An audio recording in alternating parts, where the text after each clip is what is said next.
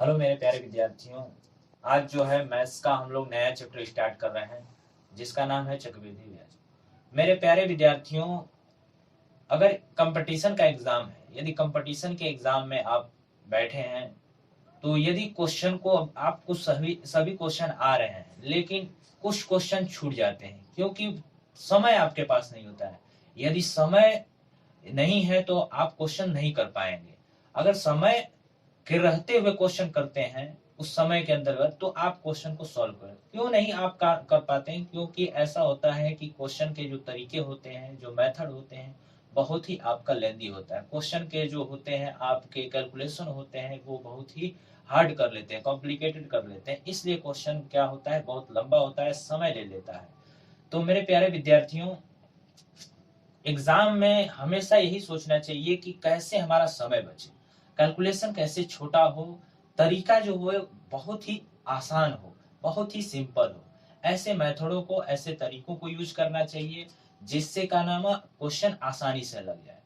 मेरे प्यारे विद्यार्थियों, मैं जो है आज मैं जो चैप्टर स्टार्ट कर रहा हूँ चक्रवृद्धि ब्याज, ये चक्रवृद्धि ब्याज जो एग्जाम के पर्पज से, चाहे एसएससी का हो, चाहे आपका पीसीएस का हो, चाहे आप यूपीएससी का हो, किसी भी वनडे एग्जाम हो या आपका सिविल सर्विस का एग्जाम हो, किसी भी एग्जाम में ये चक्रवृद्धि ब्याज का जो क्वेश्चन है बहुत ही इजिली दे जाता है। लेकिन 3-4 क्वेश्चन देता है तो इससे आपका ये होता है कि बोनस समझिए। अगर तरीका, अच्छे ट्रिक को समझे हैं, अच्छे मेथडों को समझे हैं तो इस चैप्टर का जो क्वेश्चन है वो आपके लिए बहुत उपयोगी साबित होता है।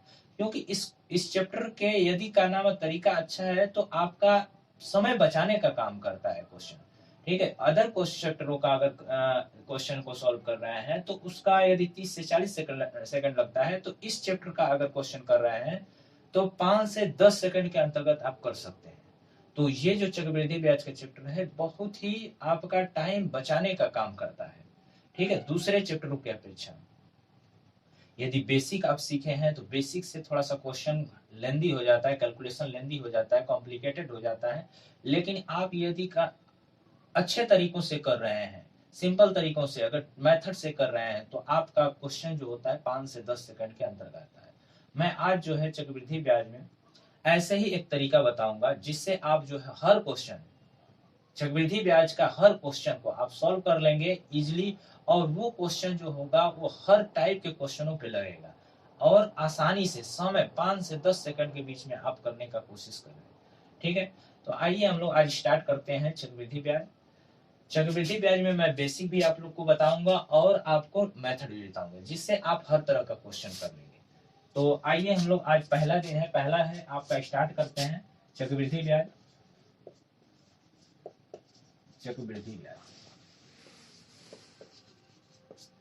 इसको इंग्लिश में कहते हैं कंपाउंड इंटरेस्ट। हमेशा हम लोग यूज करेंगे, अगर चक्रवृद्धि ब्याज कहना है तो इसको हम लोग यूज करेंगे सीआई। ठीक है, सीआई से यूज करेंगे।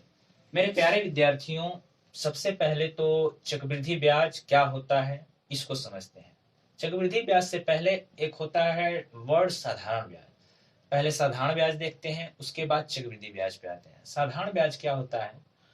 व्यवहारिक भाषा में आप कहें तो कोई यदि उधार लेता है, कोई व्यक्ति यदि उधार लेता है तो वो एक निश्चित समय के लिए लेता है, एक निश्चित दर पे लेता है।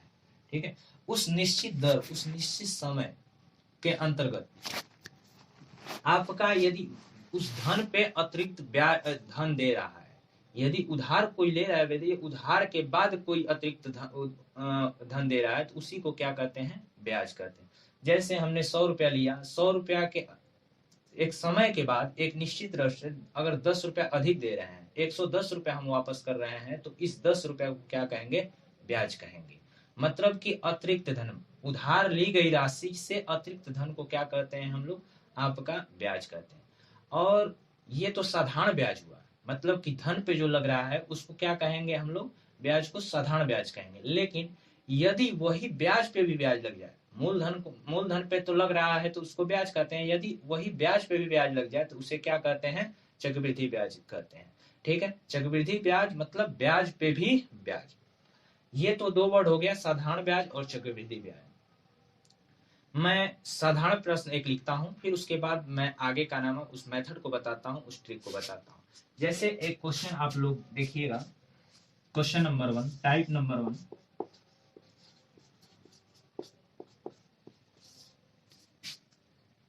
64,000 रुपया की धनराशि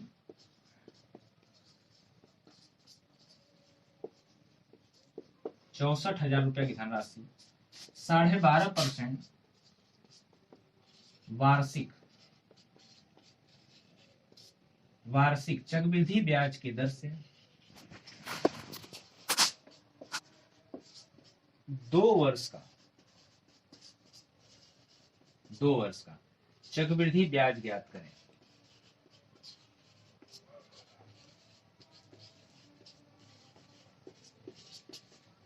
क्या दिया हुआ है?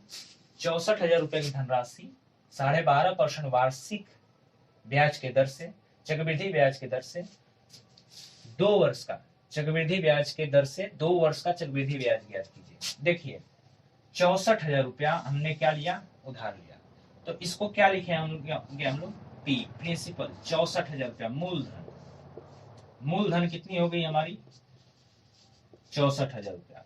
ठीक है, 12.5% वार्षिक, 12.5% का मतलब दर हो गया आपका आर बराबर, जिसको रेट बोलते हैं, ये कितना हो गया? 12.5% के दर से 2 वर्ष का चक्रवृद्धि ब्याज ज्ञात कीजिए। मतलब कि समय कितना दे दिया आपका? 2 वर्ष। कहने का सीधा सीधा मतलब है कि 64,000 रुपया अगर उधार लिया जाए तो 12.5% वार्षिक ब्याज के दर से 2 वर्ष में हम कितना का नाम चक्रवृद्धि ब्याज देंगे, सीआई कितना देंगे। ठीक है, यदि आप बेसिक पे करेंगे तो बेसिक का एक फॉर्मूला होता है, ए बराबर पी 1 प्लस आर बटे में 100 के पावर कितना होता है? टी। ये होता है आपका बेसिक से अगर करेंगे तब। ए क्या है आपका? मिश्र धन है। मिश्र धन वैसे होता क्या है? मिश्र धन यदि आप लौटाते हैं धन, तो धन भी लौटाएंगे और क्या लौटाएंगे? ब्याज भी लौटाएंगे। तो उसी को क्या कहते हैं? ए क्या है आपका? चक्रवृद्धि ब्याज और मूलधन का योग मिश्र धन होता है। मतलब आप कितना लौटाए, मूलधन लौटाए और ब्याज भी लौटाए, तो वही होता है आपका मिश्र धन होता है। ठीक है, पी मूलधन हुआ आपका, आर जो रेट हुआ, दर हुआ, और टी क्या हुआ? समय। तो इससे यदि निकालेंगे तो पहले क्या निकलेगा आपका? मिश्र धन, उसके बाद क्या निकलेगा? चक्रवृद्धि ब्याज। तो आप देखिए ए बराबर पी के जगह पे क्या लिख देंगे हम लोग? 64,000 रुपया। 1 प्लस आर का मान कितना लिख देंगे? 12.5 है, तो 12 दूना के 24, 24 है 1, 25, 25 बटे में 2 लिख सकते हैं, 25 बटे में 2 लिख सकते हैं। तो आर की जगह पे 25 बटे में 2 बटे में कितना? 100, और टी के पावर टी के क्या लिख देंगे? 2 लिख देंगे। 64,000 आप ऐसे करेंगे तो 1 प्लस 25 बटे में 200, 100 कहाँ जाएगा? 2 के पास, तो 200 हो जाएगा, कि पावर कितना हो जाएगा? 2 होगा। 64,000 तो ये लिख लेंगे, गुणे 25 वाट है कितना होता है? 200, 25 वाट है 200, 8 है कम 8 है 1, 9, 9 बटे में 8, और 9 बटे में 8 कितना बार लिखेंगे? 2 बार लिखेंगे, 9 बटे में 8। यहाँ 8 है कम 8 और 1 9, ये 9 बटे 8 है। 8 से कटा देते हैं, 8 अठैयम 64, फिर 8 से कटा देते हैं, 8 एकम 8, कितना हो जाएगा? 9 से 9 गुणा करेंगे, 9 81, 81,000 हो गया। कितना हो गया? 81,000। मतलब हम लौटाएंगे 81,000। कितना लिए थे? 64,000, लेकिन हम लौटाएंगे 81,000। हमें क्या ज्ञात करना है? लौटाने वाला धन, मिश्र धन नहीं ज्ञात करना है, हमें क्या ज्ञात करना है? चक्रवृद्धि ब्याज, सीआई ज्ञात करना है। तो सीआई क्या है आपका? ए बराबर सीआई प्लस पी होता है, ए बराबर सीआई प्लस पी। तो ए की जगह पे 81,000 लिख देंगे, और सीआई निकालना है, और पी की जगह पे क्या लिख देंगे? 64,000। मतलब कि सीआई बराबर कितना? 81,000 में से कितना घटा दें? 64,000 घटा दें। तो 64,000 घटा देंगे तो कितना आएगा आपका? 17,000 रुपया आएगा। ठीक है जी, ये आपका चक्रवृद्धि ब्याज बेसिक है। बेसिक सीखना बहुत जरूरी है।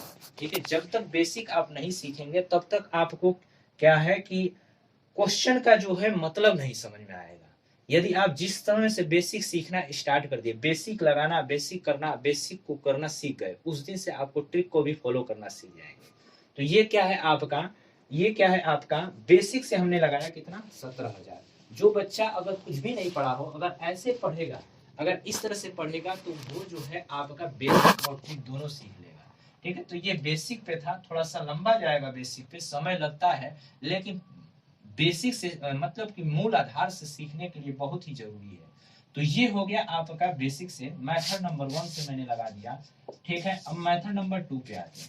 इस पे मेथड नंबर 2, जिसका मैं चर्चा किया था शुरुआत में कि मैं ऐसे मेथड को बताऊंगा जिससे 5 से 10 सेकंड के अंतर्गत आप क्वेश्चन को सॉल्व कर सकते हैं।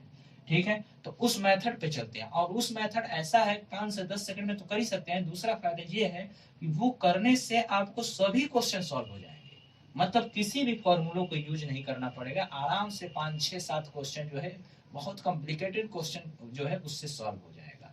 ठीक है, तो आइए हम लोग उससे करते हैं। मूलधन कितना दिया हुआ है 64,000, 64,000 दिया है। आर कितना दिया है 12.5%। 12.5% को हमने क्या किया, भिन्न में बदल दिया। 12.5% को भिन्न में बदलिए, तो 12 दूना के 24, 25 बटे में 2, 25 बटे में 2, और परसेंटेज हटा दीजिए। परसेंटेज हटाने के लिए 100 से क्या कर देंगे, भाग दे देंगे। ठीक है, तो 25 चौक के 100, 1/8 आ जाएगा। आर बराबर कितना आ गया, 1/8 आ गया। ठीक है, 1/8 आया, तो इसको क्या करेंगे हम लोग, 64,000 रुपया तो यहाँ लिख लेंगे हम लोग। फिर उसके बाद क्या करेंगे, 1 वर्ष और क्या 2 वर्ष, 2 वर्ष का निकालना है, ऐसे लिख देंगे। 64 का यहाँ पे 1/8 लिख देंगे। पहली वर्ष का हम लोग देखते हैं, 64,000 का 1/8 करेंगे, 64,000 का 1/8 करेंगे, 8 अठैयम 64। ठीक है, कितना आएगा 8,000, मतलब 64,000 का मतलब होता है गुड़ा। 64,000 का मतलब गुड़ा 1/8 किया हूँ, 64,000 का 1/8 किया हूँ, कितना आ गया आपका 8,000 आ गया। ये जो है आपका पहले वर्ष में ब्याज है। क्या है, पहले वर्ष का ब्याज है। दूसरे वर्ष में हमने गया, देखिए इससे पहले कोई भी ब्याज नहीं, इससे 8,000 से पहले कोई भी ब्याज नहीं, क्योंकि 64,000 बस खाली मूलधन राशि है, उसपे हमने 1/8 कर दिया, 8,000 आ गया। दूसरे वर्ष गया, तो दूसरे वर्ष गया, तो दूसरे वर्ष से पहले हमने क्या देखा, एक तो धन भी है और क्या है, ब्याज है। क्या है, एक धन भी है और दूसरा ब्याज भी है, तो इन दोनों पे लगेगा। 64,000 पे तो पहले लगा दीजिए, 1/8 करेंगे तो कितना आ जाएगा आपका 8,000 आएगा। लेकिन अब इस ब्याज पे भी ब्याज लगाइए, 1/8 किया तो 8 से 8 कट जाएगा, कितना आ जाएगा 1,000 आ जाएगा। कितना आ जाएगा, 1,000 आ जाएगा। देखिए 1,000 आ जाएगा, तो यही होता है, ब्याज पे ब्याज लगता है, तो वही क्या कहलाता है, चक्रवृद्धि ब्याज। ये पूरा क्या होगा आपका, चक्रवृद्धि ब्याज होगा। क्या होगा, चक्रवृद्धि ब्याज। सीआई क्या है, 8, 8, 16, 1, 17,000 रुपया आपका चक्रवृद्धि ब्याज। देखिए इस तरह से लगाने पे कितना आसान है, अगर आप प्रैक्टिस करेंगे तो ये 5 से 10 सेकंड के अंतर्गत लग जाएगा। मैं पढ़ा रहा हूँ तो इससे 10 से 20 सेकंड लगा है, लेकिन ये है कि आप जब प्रैक्टिस करेंगे, यदि एग्जाम हॉल में बैठेंगे, तो ये जो है आपका इजिली 5 से 10 सेकंड में आप कर सकते हैं। ठीक है, देखिए पहला तो ये क्या निकला, 8,000, 8,000, 1,000, कितना हो गया 17,000। 17,000 क्या है आपका चक्रवृद्धि ब्याज है। ये पूरा नीचे का होता है क्या, चक्रवृद्धि ब्याज होता है। ये 2 वर्ष का चक्रवृद्धि ब्याज निकला है। अगर मैं पूछूं कि पहले वर्ष का चक्रवृद्धि ब्याज क्या होगा, तो आप क्या बताएंगे 8,000। अगर मैं दूसरा क्वेश्चन करूं कि साधारण ब्याज पहली वर्ष का क्या होगा, तो क्या कहेंगे 8,000। मतलब ये हुआ कि चक्रवृद्धि ब्याज और साधारण ब्याज दोनों पहले वर्ष का क्या होता है, बराबर होता है। पहले वर्ष का चक्रवृद्धि ब्याज और साधारण ब्याज दोनों क्या होता है, बराबर होता है। लेकिन दूसरे वर्ष, चलिए क्या है दूसरे वर्ष, दूसरे वर्ष सिर्फ दूसरे वर्ष का पूछूं, देखिए 2 क्वेश्चन तो हो गया, एक तो चक्रवृद्धि ब्याज आपका 2 साल का 17,000 रुपया हो गया, और पहले वर्ष का चक्रवृद्धि ब्याज साधारण ब्याज क्या होता है आपका, बराबर होता है, 8,000 रुपया हो गया। 2 क्वेश्चन हो गया। तीसरा क्वेश्चन ये पूछा जाता है कि सिर्फ दूसरे वर्ष का चक्रवृद्धि ब्याज बताइए। कितने वर्ष का, दूसरे वर्ष का चक्रवृद्धि ब्याज बताइए। ये तो 2 वर्ष का है, दूसरे वर्ष और 2 वर्ष में अंतर होता है। दूसरे वर्ष का मतलब पर्टिकुलर दूसरे वर्ष का पूछा जा रहा है, जैसे 21, 22, तो ये 2 वर्ष हुआ। ठीक है, लेकिन 22 सिर्फ 22 दूसरे वर्ष, ये दूसरे वर्ष का है बस खाली, तो ये दूसरे वर्ष का अगर पूछा जाए तो 8,000 और 1,000 कितना होगा, 9,000 होगा। सेकेंड ईयर का कितना होगा, 9,000 हो गया। ठीक है, सेकेंड ईयर का सेकेंड कितना होगा आपका, 9,000। ठीक है, 9,000 होगा पहले वर्ष का, और ये पूरा क्या है आपका दूसरे वर्ष का 9,000 होगा। ठीक है, यदि मैं पूछ दूं कि 2 साल का साधारण ब्याज क्या होगा, तो 2 वर्ष का साधारण ब्याज 8,000 8,000 क्या होगा आपका 16,000 रुपया होगा। 8,000 और 8,000 क्या होगा आपका 16,000 रुपया। एसआई साधारण ब्याज को क्या बोलते हैं, एसआई 16,000 रुपया होगा। यदि यही मैं पूछ दूं कि साधारण ब्याज और पांचवा क्वेश्चन में पूछ दूं कि यदि चक्रवृद्धि ब्याज और साधारण ब्याज का अंतर क्या होगा, चक्रवृद्धि ब्याज और साधारण ब्याज का अंतर, तो क्या बताएंगे, 17,000 में से 16,000 घटा देंगे तो क्या आएगा 1,000। अब ऐसे देखते देखते आप बता सकते हैं कि ये नीचे वाला जो होता है वो 1,000 है आपका, ये ऊपर वाला साधारण ब्याज है। अगर पूरा चक्रवृद्धि ब्याज है तो पूरे में से ऊपर वाले निकाल देंगे तो क्या बचेगा, यही बचेगा। तो चक्रवृद्धि ब्याज और साधारण ब्याज का अंतर क्या हुआ आपका 1,000 हुआ। आप कोई फॉर्मूला नहीं रखना है, कोई वो नहीं करना है, एक मेथड को सीखिए और 5 6 7 क्वेश्चन को आप इजीली सॉल्व कर लीजिए, देखते देखते आ जाएगा। न चक्रवृद्धि ब्याज का अंतर का साधारण ब्याज और चक्रवृद्धि ब्याज का अंतर का न रटना है, न ही फॉर्मूला आपका चक्रवृद्धि ब्याज निकालना का रटना है, न ही दूसरे वर्ष का रटना है। ठीक है, आप सीधा सीधा बता देंगे। इससे 64,000 का 1/8 किया हूँ, पहले वर्ष का 8,000 आ गया है। फिर दूसरे वर्ष में गया हूँ तो क्या हुआ 64,000, दूसरे वर्ष गया हूँ तो दो चीज देगा, मूलधन और ब्याज। पिछले वर्ष का ब्याज भी दिखा है तो मूलधन पे लगा दिया हूँ, कितना आ गया है 8,000 आ गया है, और ब्याज पे लगा दिया हूँ 8,000 का 1/8 कितना आ गया 1,000 हुआ। पूरा जो होता है क्या होता है आपका चक्रवृद्धि ब्याज होता है 8,000 8,000 1,000 16 17,000 रुपया कितना है चक्रवृद्धि ब्याज है। लेकिन साधारण ब्याज क्या है, तो 8,000 8,000 16,000, क्योंकि साधारण ब्याज होता ही है कि मूलधन पे लगने वाला ब्याज क्या होता है आपका साधारण ब्याज होता है। तो मूलधन पे सिर्फ ये वाला और ये वाला लग रहा है, तो 8 16,000 रुपया आपका ब्याज हुआ साधारण ब्याज। लेकिन चक्रवृद्धि ब्याज आपका 17,000 हुआ। लेकिन यदि पूछ दिया जाए कि पहले वर्ष का साधारण ब्याज क्या होगा, पहले वर्ष का साधारण ब्याज, तो क्या बताएंगे 8,000। यदि पहले वर्ष का चक्रवृद्धि ब्याज क्या होगा तो क्या बताएंगे, फिर भी 8,000 बताएंगे, क्योंकि पहले वर्ष का चक्रवृद्धि ब्याज और साधारण ब्याज दोनों बराबर होता है, क्योंकि इससे पहले कोई भी ब्याज नहीं होता है, इसीलिए ये क्या होता है आपका साधारण ब्याज चक्रवृद्धि ब्याज दोनों बराबर होता है। लेकिन सेकेंड ईयर में जाके आपका बदल जाता है। सेकेंड ईयर का पूछूं, दूसरे वर्ष का अगर चक्रवृद्धि ब्याज पूछूं तो 8,000 और 1,000 कितना हो जाएगा 9,000। दूसरे वर्ष का, सिर्फ दूसरे वर्ष का, ये तो 2 वर्ष का है 17,000 का, मतलब 21 22 11 12 10 10 11। लेकिन ये क्या है आपका ये क्या है सिर्फ दूसरे वर्ष का है, लेकिन ये वाला क्या है 2 वर्षों का है। ठीक है, उसके बाद मैं कहूँ कि चक्रवृद्धि ब्याज साधारण ब्याज का अंतर क्या होगा, तो ये साधारण ब्याज हुआ, पूरा चक्रवृद्धि ब्याज हुआ। अगर पूरे में से ये दोनों निकाल देंगे तो क्या बचेगा 1,000 होगा आपका। तो आप देखते देखते आप कह देंगे कि 1,000 रुपया आपका चक्रवृद्धि ब्याज और साधारण ब्याज में अंतर है, 2 वर्ष के चक्रवृद्धि ब्याज साधारण ब्याज का अंतर है।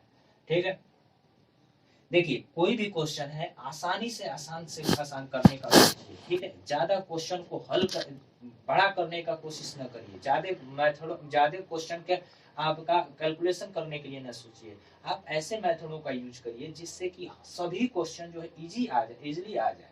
सभी क्वेश्चन आसानी तरीके से तो हल हो ही जाए, लेकिन सभी क्वेश्चन आ जाए।